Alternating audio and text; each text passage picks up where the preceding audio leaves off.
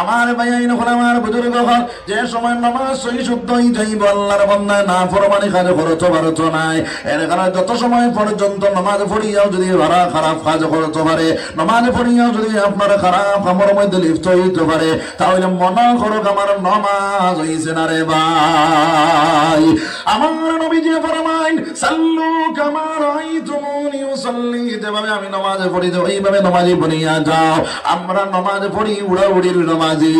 আসেনি না নাই নামাজ গেছে রুকুত থেকে সোজা খাড়া হওয়া হইল ওয়াজিব এখন সোজা না খাড়া হইয়া ডাইরেক্ট সজ্জার জায়গায় আসেনি না নাই দুই সজ্জার মাঝখানে বইল ওয়াজিব ওখানে বাদ দিয়া চূড়া আটকান তুলা মারছে মাথা তুলা মারছে আবার সজ্জা দিলাইছে এইভাবে যদি 5 ওয়াক্তের নামাজ পড়ো আমার আল্লাহ কয় বান্দা তোর নামাজ আমার দরকার নাই তোর নামাজ তোর কপালে মারা হইল কও নাউজুবিল্লাহ জোরে কও নাউজুবিল্লাহ এরকম আমার ভাই আমার বুজুর্গ হল ওই নামাজটা ধীরে স্থিরে সুন্দরভাবে আদায় করতাম রে ভাই আমার নবী দিয়ে কিভাবে নামাজে পড়িলা সেই নামাজটা জানতে হইলে দৌড়ে সাহাবার জিন্দেগি চাওয়া লাগবো আল্লাহর নবীজির সাহাবায়ে কেরামগুলোর যদি দামন কোনো মানুষ ধরিলায় নবীজি ফরমানে একজন সাহাবার অনুসরণ করে নেওয়ালা যদি কোনো মানুষ বনি যায় ওই মানুষ হেদায়েতের রাস্তা পাইব জান্নাতের রাস্তা পাইলাইব সুবহানাল্লাহ হযরত আলী রাদিয়াল্লাহু তাআলা বাইরে জাহাজের ময়দানের মধ্যে গেল শরীরের মধ্যে তীর ঢুকিয়া গেল যখন আপনারা টানা শুরু করলা ডাক এখন ভাইয়াইন করে আমার তীরটা খুলিও না আমি বড় দুঃখ পাইয়ার বড় কষ্ট পাইয়ার ও সময় জানো বাইরে আলীর তীরে টানা বাদ দিলাইলা যখন আলী নামাজের মধ্যে খাওয়াইলা আপনারা আলীর তীরে টানা শুরু করলা আলীর তীর টানিয়া যখন খুলিলাইলা নামাজ শেষ করার পরে আলী যখন সাহাবায়ে কেরাম বলে খুশি বাসি কতরা ডাক দেখলা ভাইয়াইনো বল আইসনি আমার তীর খুলিবার লাগিয়া বলে বাইরে তোমার তীর খুলিলাইলা বলে কোন সময় খুলিলাই বলে যখন তুমি নামাজের মধ্যে খাড়া হইছো তোমার তীর খুলিলাইলাম আলী এখন আমি টের পাইলাম না আমি বুঝতে পাইলাম না কও না সুবহানাল্লাহ বেটা নামাজও খাড়া হইছে এখন এশার নামাজ পড়ে নামাজ শেষ করার বাদে কইলো হুজুর আজ তো 3 রাকাত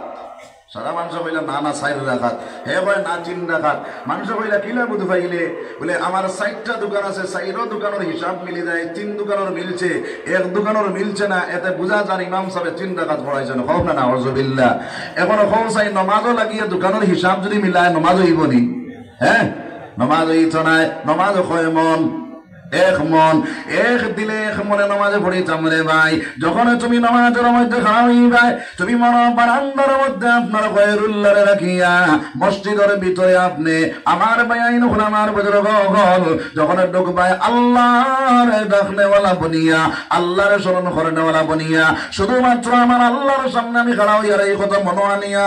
মসজিদের ভিতরে ঢুকিয়া যাও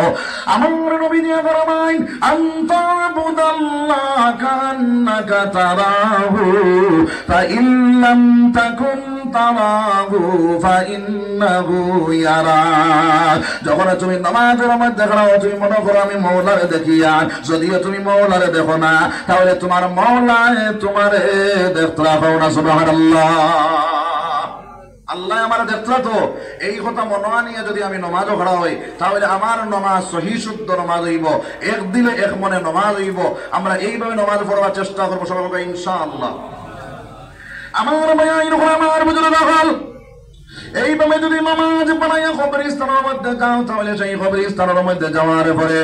আমার ভাইয়াই নকল আমার বুজুর্গ হল ওই কবরস্থানের মধ্যে যাওয়ার পর আমার বাসাও আমার ভাইয়াই নকল আমার বুজুর্গ হল ওই আল্লাহর বান্দারে কবর তোর লগে লগে দুইজন ফেরেশতা হাজির হইবা ওই ফেরেশতার দলে যখন আল্লাহর বান্দারে সজাগ করবা আল্লাহর বান্দা দেখবো বাইরে আপনার আসর নামাজ পড়া হই যার বেলটা ডুবি যায় আল্লাহর বান্দা ওই সময় ডাক দিয়া কইবো ভাইয়াই নকল তোরা সরো আমি আসর নামাজটা পড়িলাই ফেরেশতারা ধরে কইবা বাইরে তোমার মওত হই গেছে এখন নামাজ পড়ার কোনো দরকার নাই আল্লাহর বান্দা কইবো তোরা সরো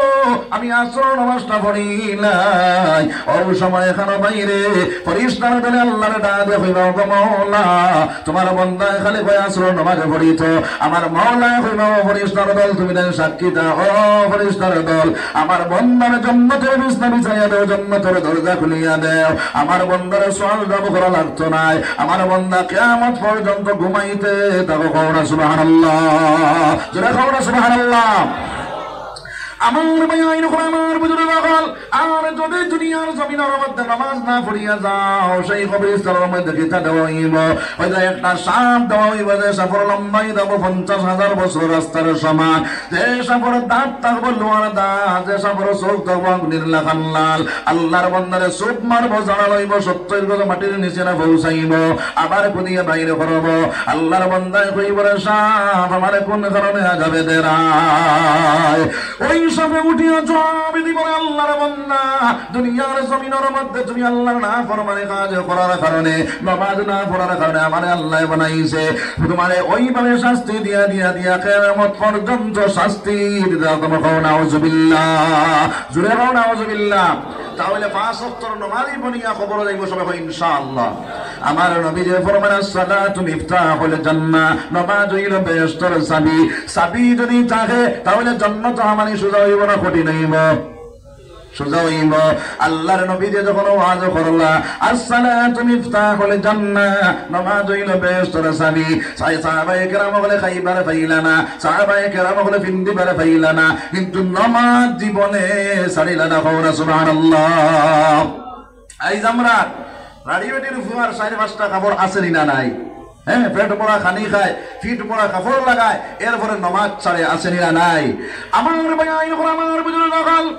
বেজান ঘটনা হলে কিতাবের মধ্যে আনছনে একজন ঘটনা, একটা ঘটনা হইম খেয়াল করিলাও। হযরত আব্দুল্লাহ আনসারী রাদিয়াল্লাহু তাআলা আনহু আর তার বিবি দাঁড়ানোর মধ্যে মাত্র এক কাপড়, 2 নম্বর কাপড় নাই। আব্দুল্লাহ আনসারী ঘরের ভিতরে একটা গণত করিয়া যখন একামত শুরু হয়ে যায়, দৌড়াইয়া জমাতের মধ্যে গিয়া খাড়া হয়, বিবি জানলে গড়তর ভিতরে থইয়া যায়, আবার ফিরিয়া নামাজ শেষ হয়, দৌড়াইয়া বিবি জানলে কাপড়ে দেন, তাই গড়তর ভিতরে ঢুকোয়, বিবি জানে সময় মতো নামাজ আদায় কর। তাহলে জমাতের গুরুত্ব দিছই না দিছই না? হ্যাঁ, জমাতে নামাজ পড়লে, জমা মসজিদে যদি পড়ে তাহলে 1 রাকাতে 500 রাকাতের সওয়াব। কয় রাকাতের সওয়াব? 500 রাকাতের সওয়াব। বেটিনতে বাড়িতে কইবা বেটাইনতে গিয়ে মসজিদে 500 আমরা খিতা নাইনি। ও আউয়াল ওয়াক্তের মধ্যে যদি ঘরের ভিতরে একটা জায়গার নির্দিষ্ট বানাইয়া ওই জায়গার মধ্যে যদি 5 ওয়াক্তের নামাজে পড়ো, তাহলে তুমি তাই না 500 রাকাতের সওয়াবে ফানেওয়ালা বলে দিবে। সুবহানাল্লাহ। আমার ভাই আইন করে আমার বুজুর্গ হল, এই দুনিয়ার জমিনের মধ্যে জামাত নামাজে পড়ানেওয়ালা বনিয়া যাও। আল্লাহর নবী যে দাওয়াত করে সাহাবায়ে কেরাম হল, লাকড়ি জমাও, যারা মসজিদ হয় না তারা বাড়ি ঘরে জানাইয়া দিলাইতাম। আপনার ওই সময় সাহাবায়ে কেরাম লাকড়ি জমানো শুরু করলা, নবী যে দাওয়াত দেয়া হয়, এই তার বাড়ির মধ্যে বেটি নেবা ওরতা আছে, যদি তাকতা না তাহলে জ্বালাইলাইলা মনে, এতে বুঝা গেল বেটিন তোর লাগি জমাত করা নাই। বুঝা গেছে না? আমার ভাই আইন করে আমার বুঝুন হল, আল্লাহর রাসূল সাল্লাল্লাহু আলাইহি ওয়াসাল্লামের কাছে সাহাবায়ে কেরাম বলে গিয়া বলি, ইয়া রাসূলুল্লাহ, মসজিদে নববী থেকে আমরা বাড়ি বেজান দূরে, আমরা চাই আর মসজিদে নববীর দারো বাড়ি বানাইলেইতা। নবী দিয়ে ফরমাইন, না রে সাহাবা, তুমি দেন সারাইনে সওয়াব থেকে বঞ্চিত হইতাই। সাহাবায়ে কেরাম বলে কইলা, ইয়া রাসূলুল্লাহ, কি তুমি সওয়াব থেকে বঞ্চিত হইলা? বলে, এই সাহাবায়ে কেরাম হল, যত দূরে থেকে আইবা আইতে সময় ঘন ঘন ভাড়া দিও, পাতলা পাতলা ভাড়া দিও না। 10 টাকা নাকি মালিক বনবাই, 10 গুণা মাফ হইব, 10 দরজা তোমার বুলন্দ হইব। সুবহানাল্লাহ। আমার নবী যে ফরমাইন, যদি ওযু করিয়া ঘরের ভিতরে সুন্নাত আদায় করিয়া ফরজ পড়বার লাগি মসজিদ আল্লাহর বান্দায় রওনা দিলাই, আল্লাহর নবী যে ফরমায়, ইহরাম বান্দিয়া